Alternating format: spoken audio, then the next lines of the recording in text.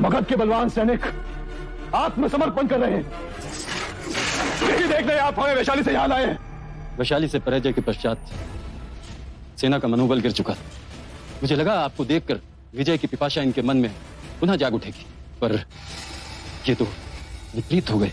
महाराज, इस आपातकाल में हमारे पराजित सैनिक बुद्ध और उनके भिक्षुओं से प्रभावित हो रहे हैं। अब वो शौर्य गाथा नहीं, अहिंसा के गीत गाने लगे हैं।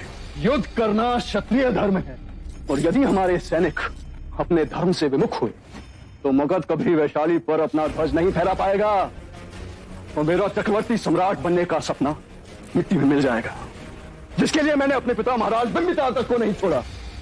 महाराज बिंबिसार को भी बुद्ध ने ही पथ भ्रष्ट किया था, तब भी मैंने आपको चिताया था।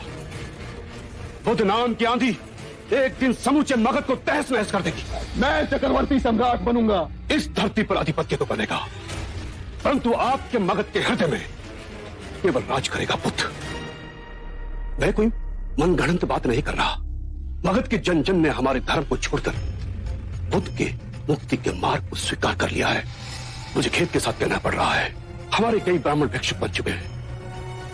हमारा धर्म संकट में है। समूचा मगध खंडित हो रहा है। वो बुद्ध जो शांति की मूर्ति बनकर बैठा है, इस विध्वंस का रचयिता है वो। मैं उस बुद्ध का शीश काट मगध की दीवार पे लटका दूंगा। यदि आपने बुद्ध को मारा तो समूचा मगध आपका शत्रु हो जाएगा। हर दिशा में आपके विरुद्ध आवाज उठने लगेगी। मगध के छोटे छोटे राज्य आपके विरुद्ध सर उठाने लगेंगे, और चक्रवर्ती सम्राट बनने का सपना आपका सदा सदा के लिए चूर हो जाएगा। चाहे जो भी हो जाए, पर बुद्ध को मैं ही मारूंगा।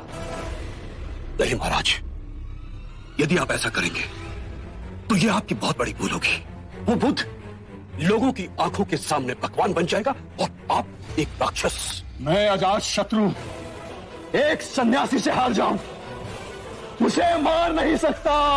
आपको चिंता करने की कोई आवश्यकता नहीं। उसका वध होगा, अवश्य होगा, वो भी आप करेंगे, परंतु इस तलवार से नहीं। तो फिर कैसे?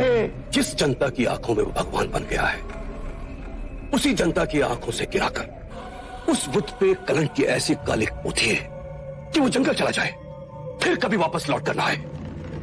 ऐसे में सांप भी मर जाएगा और लाठी भी नहीं टूटेगी।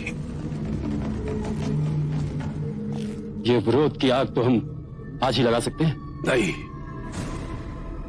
यदि एक भी उंगली हमारी ओर उठी तो मगध की जनता हमें क्षमा नहीं करेगी। अच्छा होगा बुद्ध के संघ के भीतर हमारा ही कोई व्यक्ति इस कार्य को करे। घर का भेदी घर को आग लगाता है, और ऐसा एक व्यक्ति है जिसने इस कार्य को अपने जीवन का ध्येय बना लिया है। बुद्ध का अपना भाई देवदत्त।